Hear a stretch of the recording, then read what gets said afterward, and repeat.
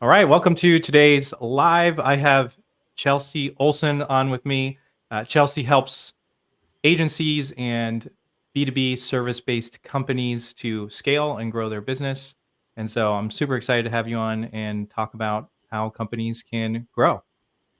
Thank you for having me. Excited to chat.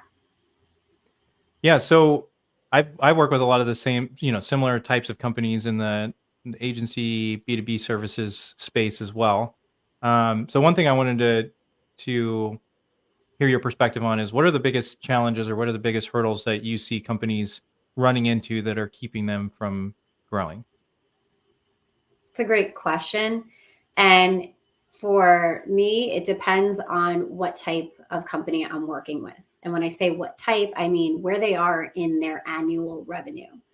So companies under, let's say, 5 million in revenue per year, I see them struggling with capacity issues, mainly when it comes to the CEO.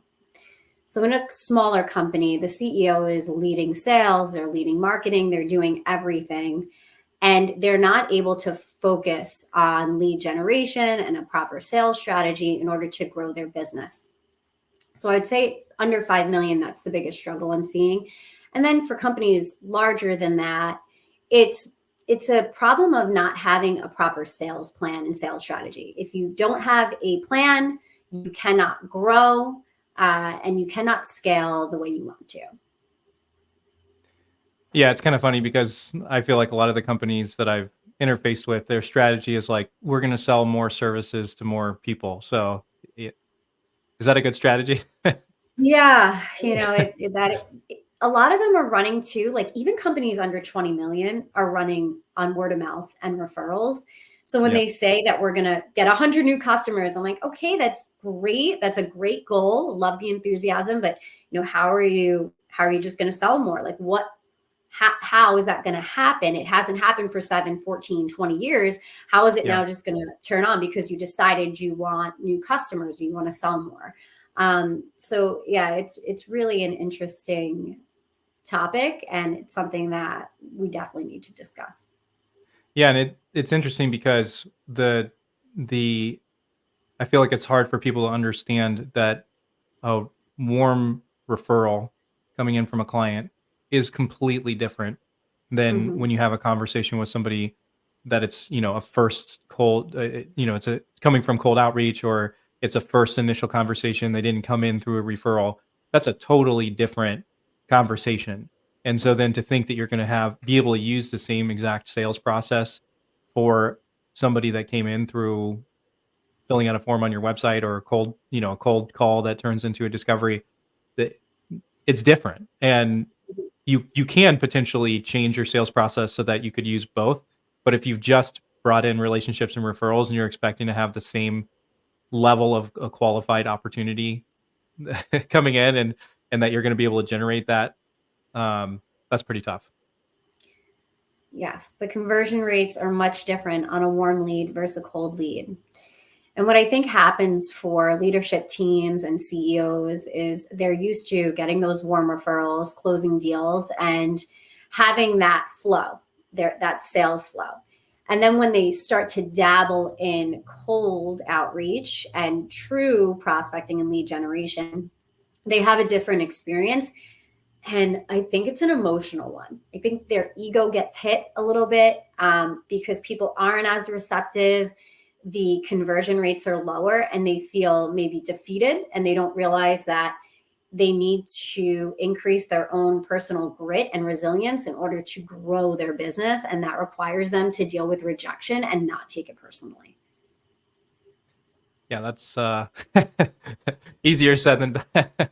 Yeah. Yeah, and the other thing I've seen is that sometimes a leadership team asks, as they start to develop either an internal person that starts doing some kind of sales, maybe they identify somebody that they want to start doing that, or they bring in a resource to be doing sales, and then they expect to have the same kind of results from that person, and I feel like that's a big challenge for leadership to understand and to have, for one, patience. Like if you want to grow, you need to understand that it's going to take time for you to build out the resources. It's going to take time for you to build out the process, for you to get the right materials, and you're most likely not going to bring somebody in and they're just going to be closing deals tomorrow. And if they do it, you really got lucky from doing that, and that's cool when it happens. But you got to take a step back and recognize how we've grown to this point isn't how we're going to grow in the future. And so we have to create a system that's going to bring us from where we are today to where we want to be. And if they don't have that recognition, it's going to be very difficult for them to have the patience and the understanding to let somebody else develop a sales process that actually works. Because if they're trying, the reason I'm saying that is if they're trying to hold this newer salesperson to the same level of success or close rates that they have, they're going to be disappointed. And there's a lot of reasons for that. One is they're the CEO of the company, so they're most likely going to have more success just because of their position in the company and the level of people that will talk to the CEO of the company versus the 25-year-old the junior consultant. They're just that alone is going to help them have higher close rates, their expertise.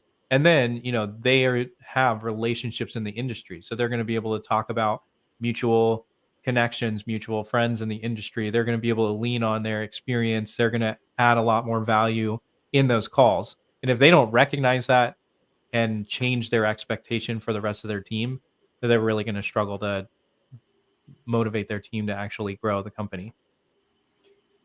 Yeah, I wrote a whole article about this, how CEOs are basically setting people up for failure in sales roles and sales leadership.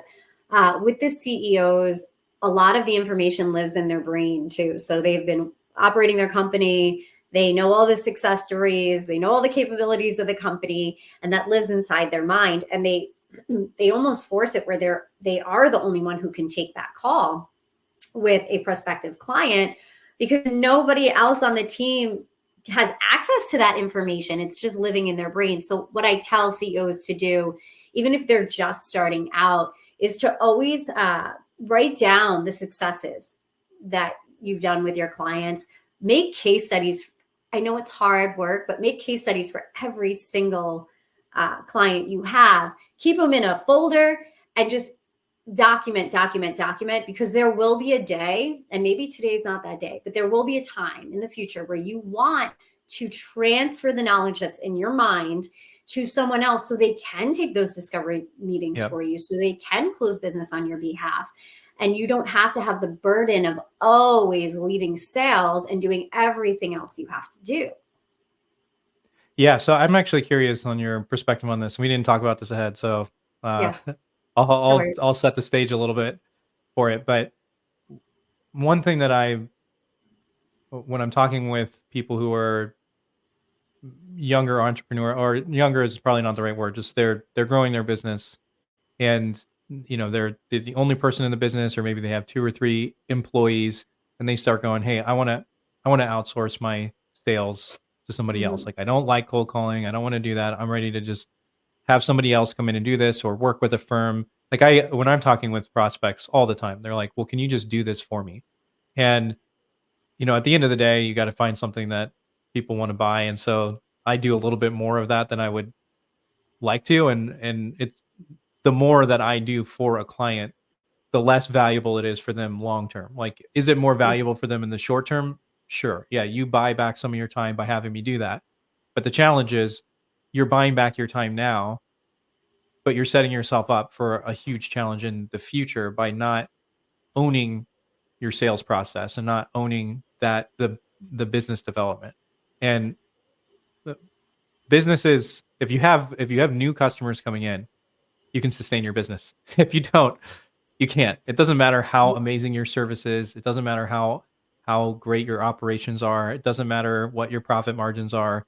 If you can't bring in new clients, you're going to struggle. And I've seen it is one of the, if not the most important part about your business, especially early on, is how do you identify and find new people. So if you take that and you outsource it to somebody else, you're going to really struggle. And then the other piece of that is, if you have I'm going to tie this back into bigger companies and the challenge that they're facing with their CEO being that main person. Because I've seen the same thing at 5, 10, 20, 30, even $50 million companies where they're still struggling with the same thing, where their CEO is still involved in primary sales, like most of the sales conversations, and they still have to get involved. And part of it is because they haven't owned their business development process enough to be able to pass it on, and haven't thought through their strategy enough to be able to actually teach somebody else how to do the pieces. So then they end up becoming the cog in the wheel. And then they think, well, I'm just going to outsource all of it to somebody else. But it's like, that's not going to solve the problem. You got to actually build out a business development system. And then one more piece, and I want you to chime in with your perspective on it is, if you have just, we sell anything to anybody, and I'm being a little bit extreme about that, although a lot of consulting companies, even big ones, they grow by acquisition. They grow by expanding their service offerings until at a certain point, they legitimately could sell anything to anybody. And as the CEO, this kind of goes back to that same idea. If you have been doing most of the business development, you can patch all those things together. You can think through and on the fly, like, here's how we're going to customize this using all the different services that we have, and we're going to solve this amazing project for you. But almost nobody else on your team can do that. So then you go to a salesperson, you go, look, we can sell all this stuff. I'm doing it left and right. You just got to do the same thing I'm doing.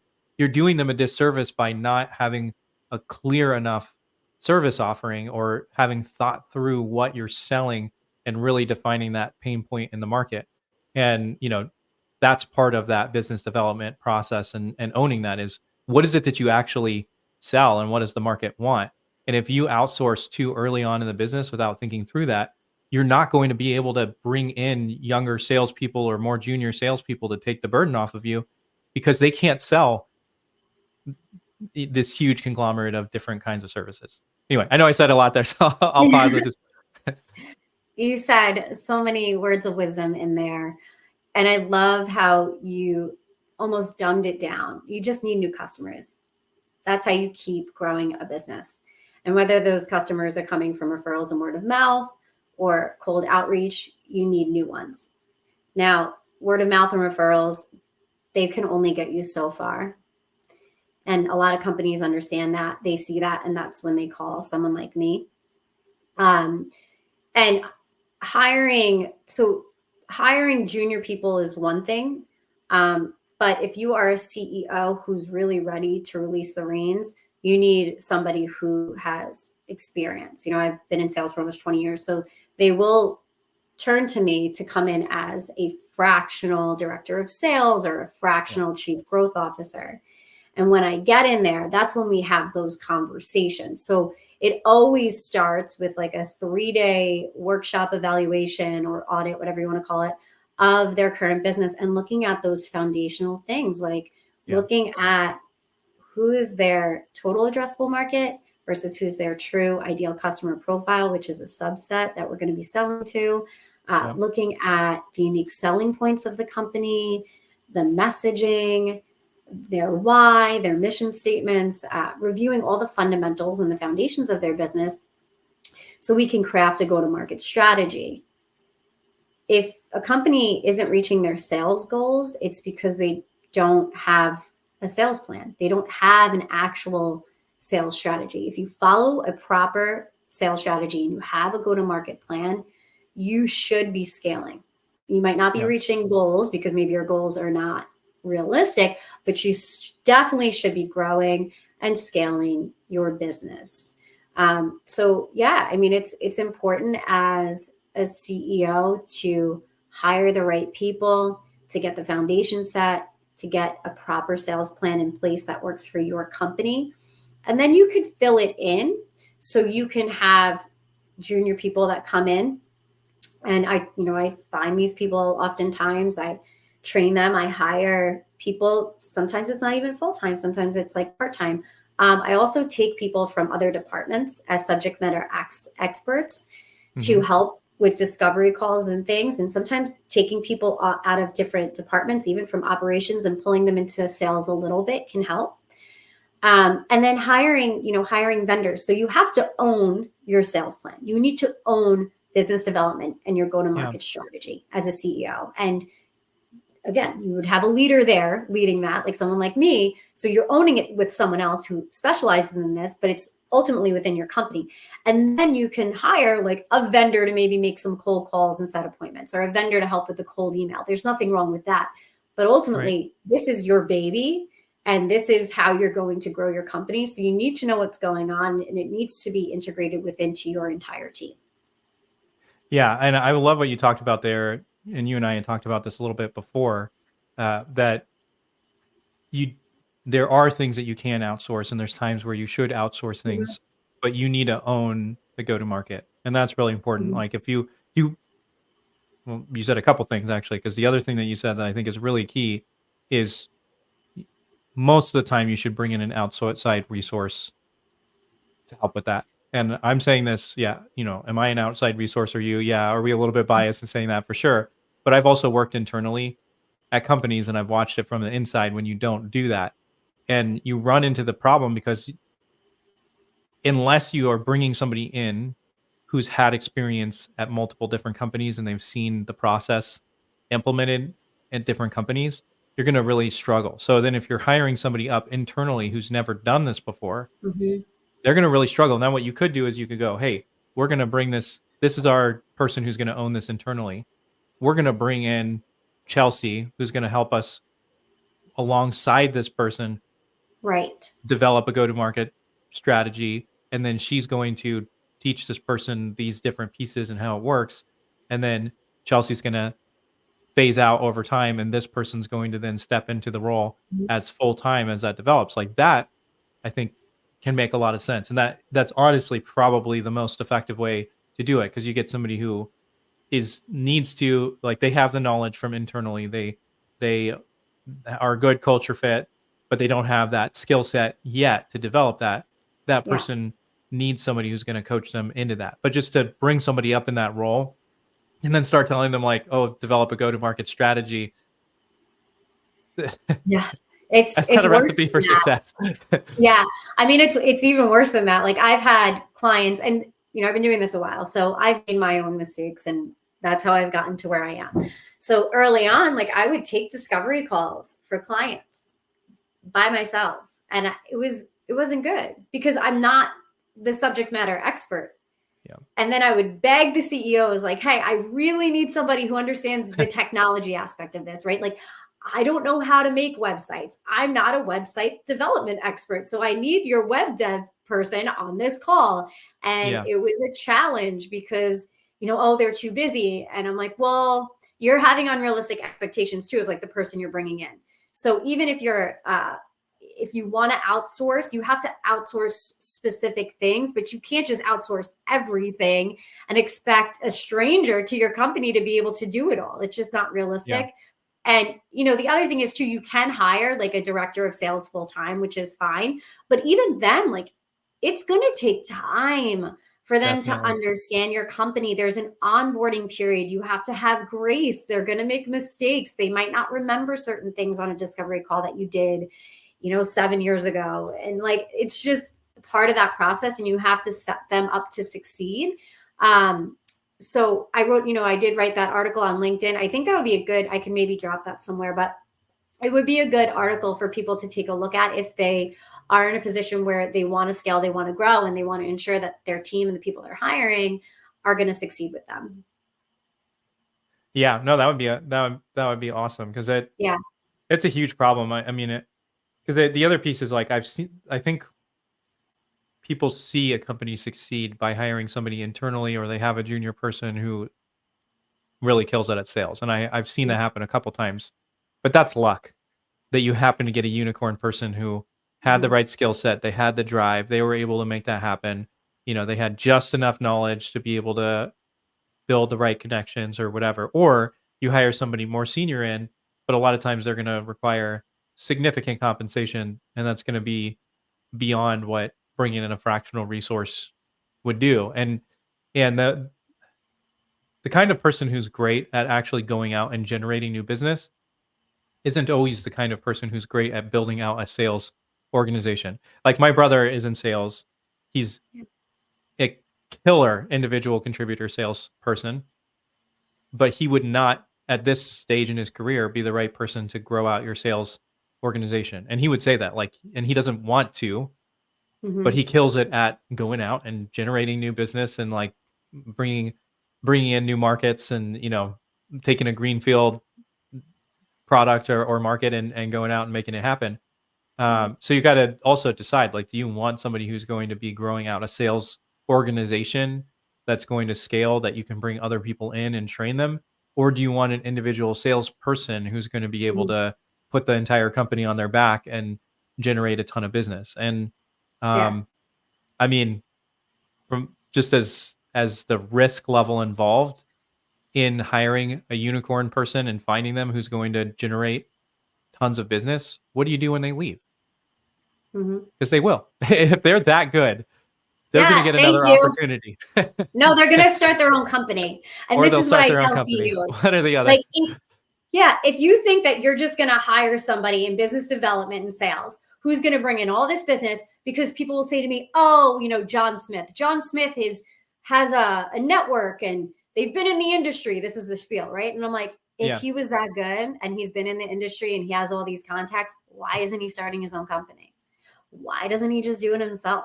Because Yeah. nobody really has that big of a network that's like, yes, I'm ready to buy. They don't have 10 buyers in their backpack Yeah. unless you're like an FA, you know, a financial advisor with a book of business and you're at JP Morgan and now you're going to transfer to like Merrill Lynch and you're going to bring your book and a Right. percentage is going to come. But in this B2B agency world, like that's not realistic. You might know some folks, but they're not just like ample ready buyers. So yeah, I don't like that approach. I Well, don't think and they could, it's worth it. those relationships were with their other company. Yes. And so unless your company does something complementary that the other company doesn't do, but if they're a direct competitor, you have to be so much better and Hmm. your offerings have to be so much more clear to bring somebody over and to win that business immediately. You might over the long haul, but they have contracts at that other company and Yeah. they probably have non-competes at that other company I was just too. gonna say And it's a so non-compete too. yeah, Like that, it you get into takes non-competes. Like yeah, that's it no takes time. fun. Yeah. So yeah, there's one more thing I want to chat about. We just have a few minutes Mhm. left. And but just to kind of wrap up, hey, look, if you're listening to this and you're trying to grow up your sales organization and you need help with that, then you really need to bring somebody in like Mhm. Chelsea as a fractional person who's going to help you really think through these pieces. And is that going to take you time? Yes. Is it an investment? 100%. Mhm. But you are going to spend that time and money in a lot more if you try to do this internally. You're not going to just hire in a low level person to start doing outreach on your behalf, CEO, and and it ultimately end up saving you time. You're going to spend a lot more time on unqualified conversations. You're going to spend a lot more time training that person and trying to get your brain into them. So just spend the money, get somebody who actually knows what they're doing to help you build out a system that's going to grow. I mean, I'll just leave it at that. If you don't do that, you're going to continue to struggle with the same things, not just Mhm. now, but I was seeing the same things at companies that are 30 to 80 million dollars, even up to 100 million, where the CEO and the senior leadership team are all the primary people selling and they can't get that offboarded from themselves. So this isn't an issue that'll just solve itself on its own. Mhm. Bring in somebody who's going to help you solve it.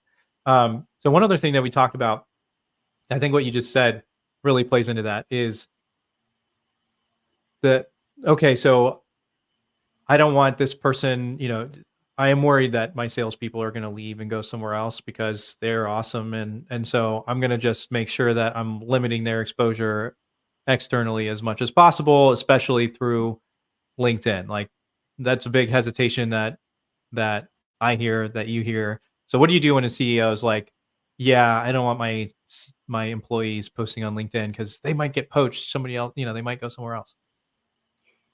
Yes, this is a huge issue that I've seen a lot lately because we both have a LinkedIn strategy that we implement into our clients' businesses to help them get new customers. And the companies themselves, the leadership team, the CEOs, are limiting people's capacity to bring in new business because they don't want them doing certain things on LinkedIn. Like I said, you know, I've had clients whose bosses got mad because of comments they left, and they're not bad comments. They're like encouraging comments. They get nosy, and like if they're writing articles or things, like they don't like that. If they try to share a customer success story without even dropping the name, they get mad at that. They really hinder them from growing a personal brand. So if you are with a company, and I'm just going to say this, if you are with a company that does not have a value, a deep value within the organization of personal growth and development, get out. Because you Totally need to agree. be within a company who believes in you, who wants to see you grow, who's okay with you outgrowing them, and who's okay with you growing and them coming along for the ride. They need to be okay with both. And a lot of these folks, a lot of these CEOs, they're pushing their sales team down. They don't want people exploding, getting a personal brand on LinkedIn, which is so silly because you'd be a brand ambassador for them. You generate awareness. That would be top of the funnel. And then you'd be converting people down the line and turning them into leads. So Yeah. if you're in that position, just know like you got to start looking for a growth-oriented CEO, a company that values you and enables you to fully show up on LinkedIn personally and professionally, lets you share personal stories, lets you be who you are in your full Yeah. capacity so you can generate business on LinkedIn. Yeah. And it goes beyond business too, because at my previous job, 2 of our employees came in, 2 out of like 4 people that we hired while I was there came directly from relationships that I built through LinkedIn or through my personal brand. And both of them outlasted me at the company. So Ah, yes, they were decent fits. happened to me Um, too. and so, yeah, I mean, it's employer branding. Like they talk about working at your company. They talk about, Mhm. they help with your hiring pipeline. They help with finding prospects. They help nurture relationships. They help through, providing content that the industry benefits from, and your company benefits from that publicity. And then on the flip side, if you're concerned that people are going to get better opportunities, one, you need to have a better culture so people want to stay. Money can't be Mhm. the only reason that people want to stay or they're going to leave. Number two, you need to know that they are going to get better opportunities. So you need to figure out a way to get everybody on your team or all of your sales reps. Like for me personally, if I grow the business to the point where I want to hire in salespeople, I will not hire somebody that's not going to use LinkedIn because it's a waste of my money.